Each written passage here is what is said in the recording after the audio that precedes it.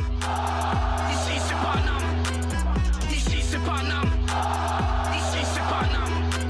J'ai la tronche du parigot, le cœur qui palpite. On chante, on crie, Paris est magique. Le rouge, le bleu, fier de nos couleurs. Le parc en feu, ressens-tu la ferveur?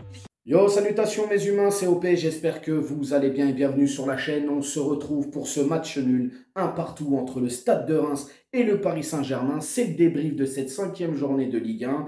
Déjà, un grand bravo à tous nos ultras et toutes les personnes qui ont fait le déplacement. Vous avez fait du bordel en parkage, on n'entendait que vous à la télé. Les animations incroyables, le craquage incroyable, bref, j'ai kiffé, bravo à vous comme d'habitude. Il y a des choses à dire, les gars. Ce soir, tactiquement, grand coup de chapeau au Stade de Reims. Ah bah, ils vont se contenter du nul. Mais par contre, nous, ça va être compliqué. Ah, parce que demain, il y a Monaco et Marseille qui jouent. Eh ouais, les gars. Ah, c'est pas bon, c'est pas bon, c'est pas bon. Mais on va en discuter, ne vous inquiétez pas. On s'abonne à la chaîne si ce n'est toujours pas fait. La petite clochette à côté, on clique dessus pour les notifications, le référencement. On met son plus beau pouce bleu et on lâche son petit commentaire. Le 11 de départ, les gars. Alors, il y a pas mal de surprises dans ce 11 de départ. Un 4-3-3, en toute simplicité, mais c'est des joueurs qui ne sont pas à leur poste ce soir. Et ça, les gars, je vais juste me permettre un petit aparté. Alors, j'aime beaucoup Luis Enrique, je comprends parfois sa philosophie, je sais que c'est un coach qui est têtu, mais là, mon pote, à un moment donné, tu sais qu'il y a des joueurs qui ont des qualités, mais tu les mets dans des positions où c'est pas là qu'ils vont ressortir le meilleur d'eux-mêmes. Hein, si je me fais comprendre, je pense que je me fais comprendre.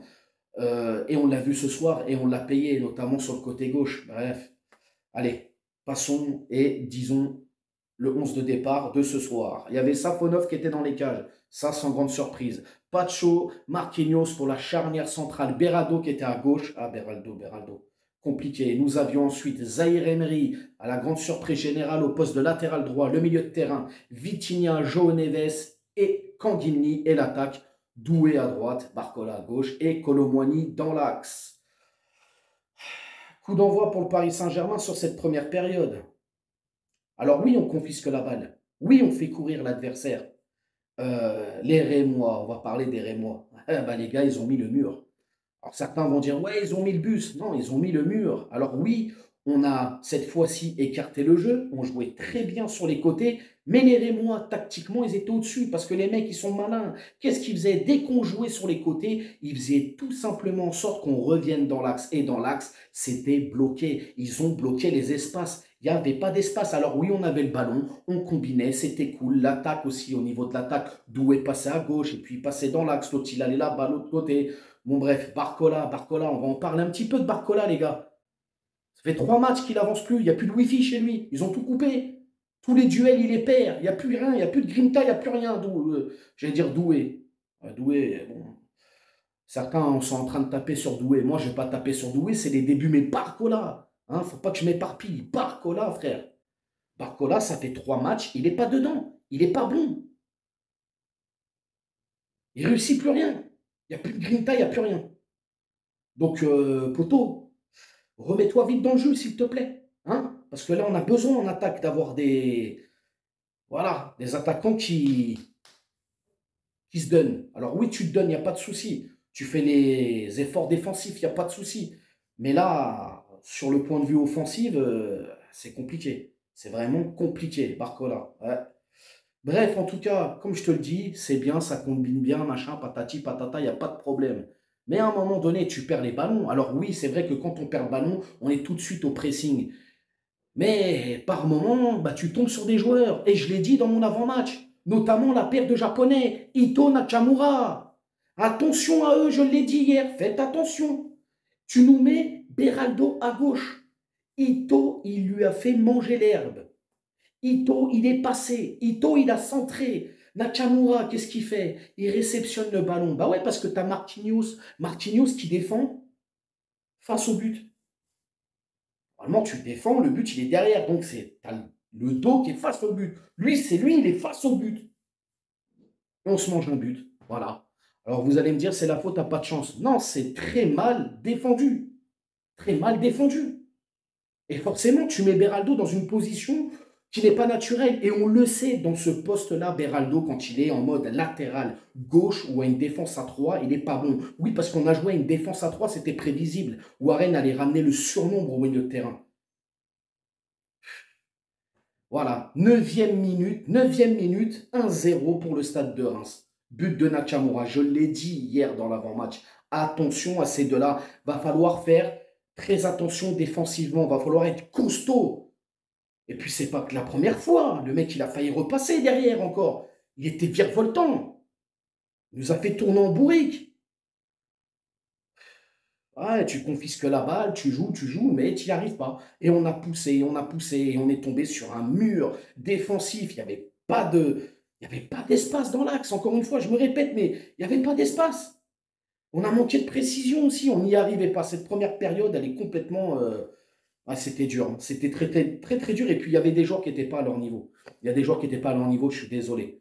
Bref, deuxième période, les gars. Bon, bah, deuxième période. On a mis un peu plus d'intensité, certes, mais c'est pareil. On n'y arrive pas. On n'y arrive pas. Et à chaque fois, tactiquement, les Rémois, qu'est-ce qu'ils ont fait? Ils ont été attentistes. La moindre faute parisienne, ils récupéraient le ballon, ils se projetaient très vite vers l'avant. Ils nous l'ont mise, et jusqu'à la fin, les gars, je ne vais pas vous mentir, je me suis dit, ça y est, on va perdre notre premier match. Les mecs, ils ont mis la tactique qu'il fallait pour nous faire déjouer. Et c'est ce qui s'est passé. On poussait, mais bon, il va y avoir des changements quand même. Hein. Doué, alors à un moment, Doué, on a vu sa cheville à la tournée. J'espère que c'est pas très grave, que c'est juste une petite entorse. Est-ce que ça va vite se soigner? Parce que là, frérot, on a la poisse, poteau. Hein. Ah, mon gars, ça commence à faire beaucoup là. Les blessés et tout. Et je vais malheureusement encore dire les choses, mais il faut dire les termes. Je pense que on a fait une grosse erreur, en tout cas Lucho, Campos, ils ont fait une grosse erreur de ne garder que ce groupe-là. Je répète, il fallait encore au moins trois joueurs.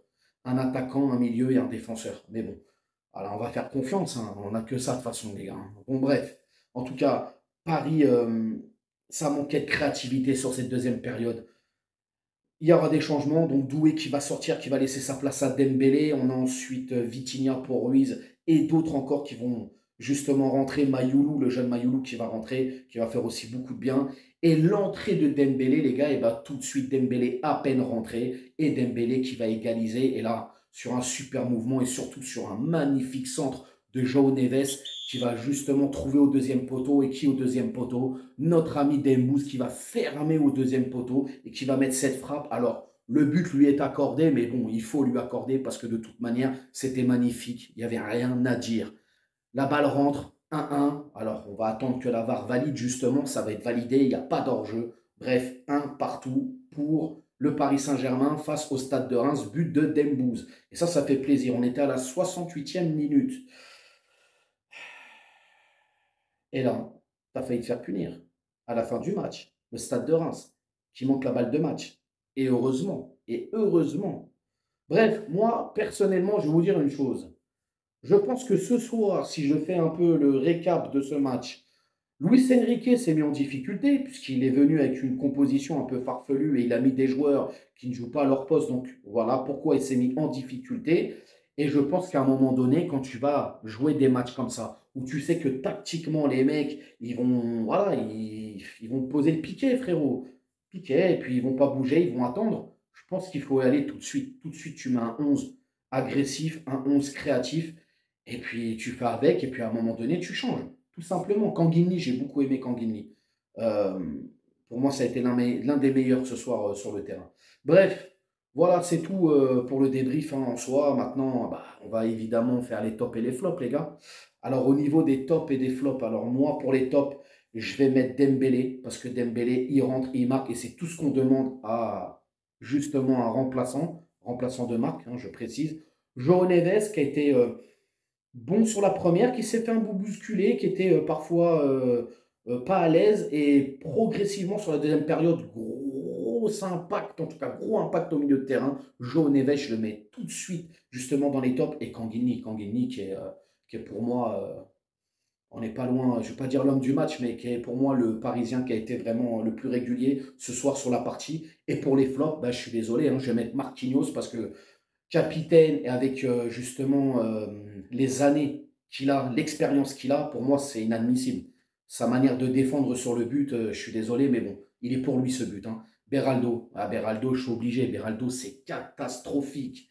catastrophique, Beraldo. Il faut arrêter de le mettre à ce poste parce que tu vas le perdre à un moment donné. C'est plus possible. Et je vais mettre Warren. Je suis désolé, les gars, mais Warren, là, en ce moment, il est l'ombre de lui-même.